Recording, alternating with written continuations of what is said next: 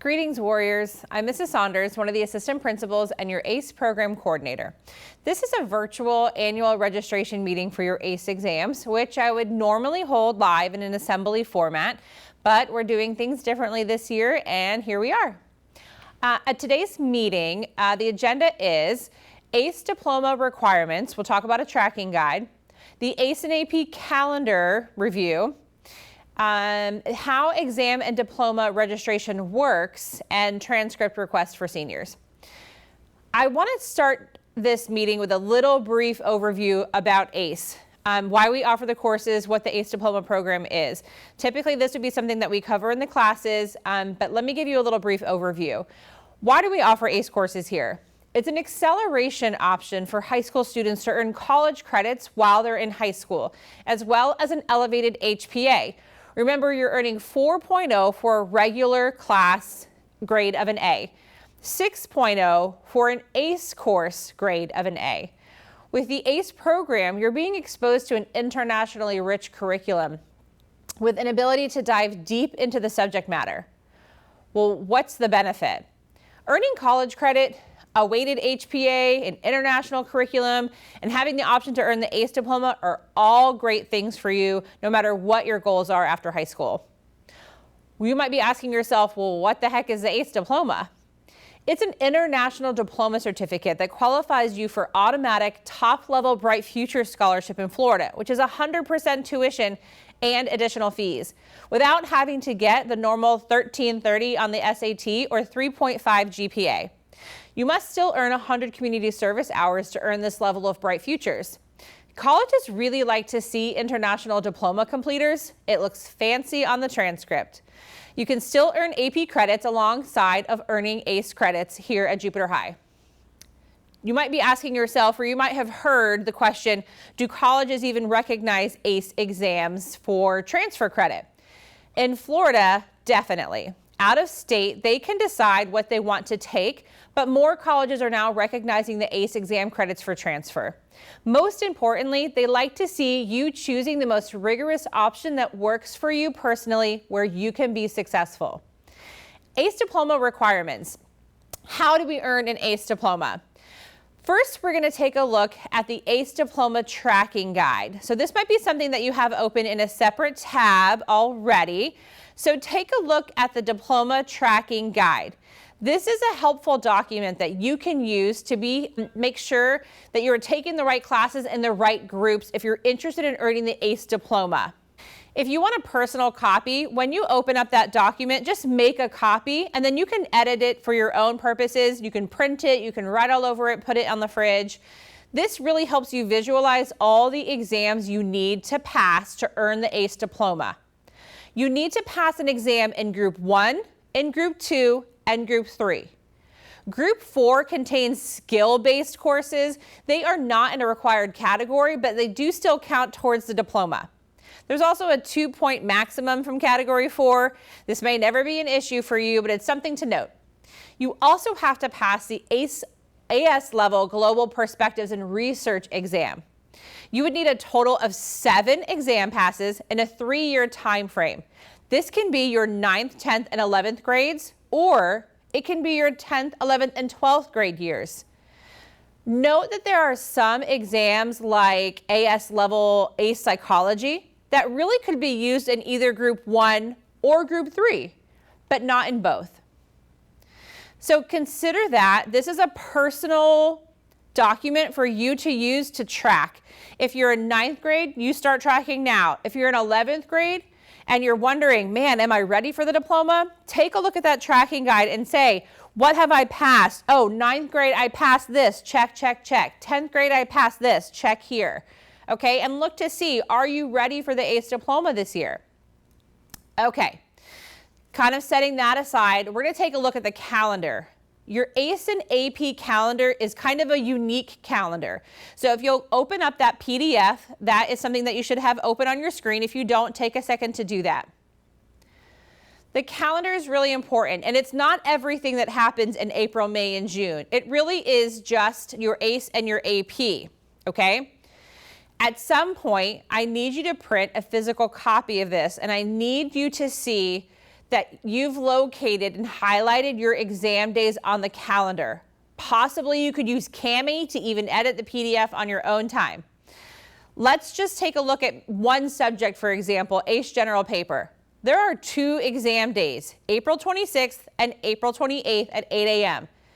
If I'm looking at that PDF, I am reminding myself that I have highlighting 2 separate days for my AICE GP exam alone. It is so important that you know when and where your exams are happening. You can see the name of the exam, the syllabus number, which is 8021 if we're still looking at AICE General Paper, and 11 and 21. Those are the component numbers, which is basically paper 1 and paper 2.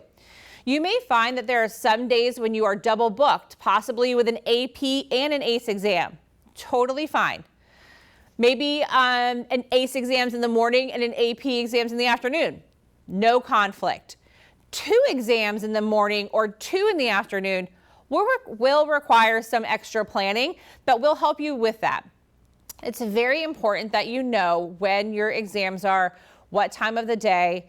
Locations are released much closer to the exam date. So right now, it's just really important that you know what days and what times your exams are happening. Okay, really important. You want to track your exam dates so that you're not in jeopardy of missing an exam and losing GPA credits. And we'll talk more about that in a minute. Okay, so we've talked about the tracking guide. We've talked about how important the calendar is. You have both of those documents at your fingertips, all right? Let's talk about exam registration. It's really important to know that you are automatically registered for the AICE examinations for the courses you're currently taking.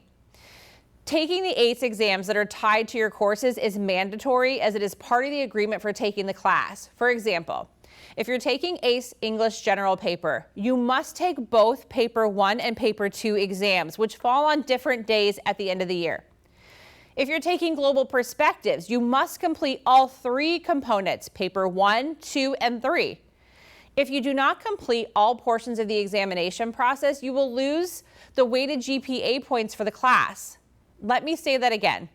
You will not receive the weighted HPA points for the course if you do not complete all examination portions. Know it, love it.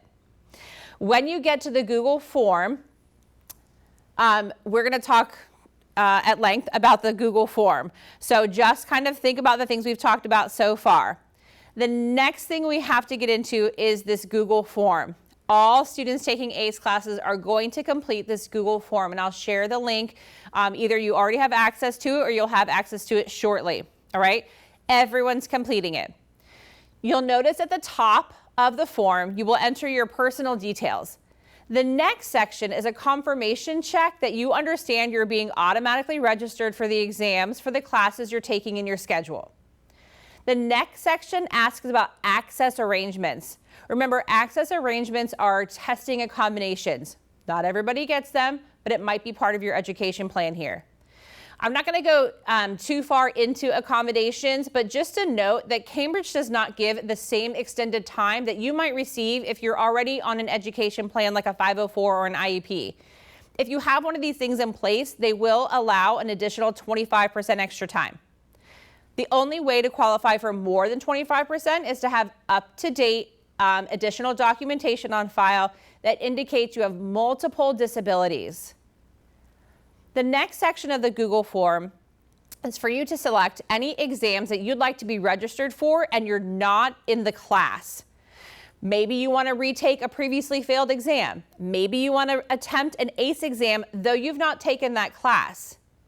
You will either check the first box, meaning, nope, this doesn't apply to you, or you'll make your exam selections. Remember, you will not be registered for those exams until a payment is received online through the Palm Beach Cashless School System for $100 per exam. Remember, that is only for retakes and additional exams. You are not paying for the exams for the classes you're currently taking. The next section of the form is the AICE Diploma section, AICE Diploma check section. If you're taking the 7th exam that will qualify you for the AICE Diploma, you will check the first box. If not, check another box. You are registering for the diploma just like you're registering for an exam. It's really important that if you're ready for the diploma, you check that box and you tell me you're ready. Okay, that means you've completed 7 or you're about to complete 7. The next section confirms that you're aware the only way to make sure you're registered for the right exams is by reviewing the statement of entry form that will become available to you late January or early February. If you're ready for the AICE diploma, you really want to triple check that you see that listed on your statement of entry, just like you're looking at your exams. It'll make more sense when you get the form, but it shows you what I've registered you for. And if you're ready for diploma, it should say AICE diploma. Finally, the last section is a digital signature area where you are signing electronically to say that you confirm you'll be responsible for knowing the dates and times, locations of the exams, and we'll talk about locations a little bit later. I know that was a ton of information. However, registering properly is crucial to your AICE diploma progress here at Jupiter High. As a recap, let's just touch on some of the highlights. You can make a copy of the diploma tracking guide and use it to track your previous scores and anything you're looking at moving forward, making sure you're taking classes in the right categories. You're going to print a copy of that calendar and highlight or circle all the exam dates that you have so you know where to be and when. I might even ask your teachers to check this as an assignment or something. It's so important that you know where you have to be. You'll be automatically registered for the exams for the classes you're taking. We talked about that. And as soon as this is over, you're going to click on that Google form link and take a minute to answer the questions. It's just a couple sections. It will take you less than 10 minutes. Be sure to verify confirmation of exam registrations and AICE diploma registration on the statement of entry form that you'll receive later. We talked about that. And I really want to make sure that you are using the Jupiter High AICE website for more information. You can always reach out to me via email, stop by my office through guidance, but make sure that you're kind of taking note of that website address that you can see there on this last slide. It's www.jhsace.weebly.com. I am constantly updating that with new information. So if that's not something you use regularly for AICE information, then put it in your notes, okay? All right, that is about it. Thank you so much for your time. Teachers, thank you for showing this, and we will stay in touch. Thank you.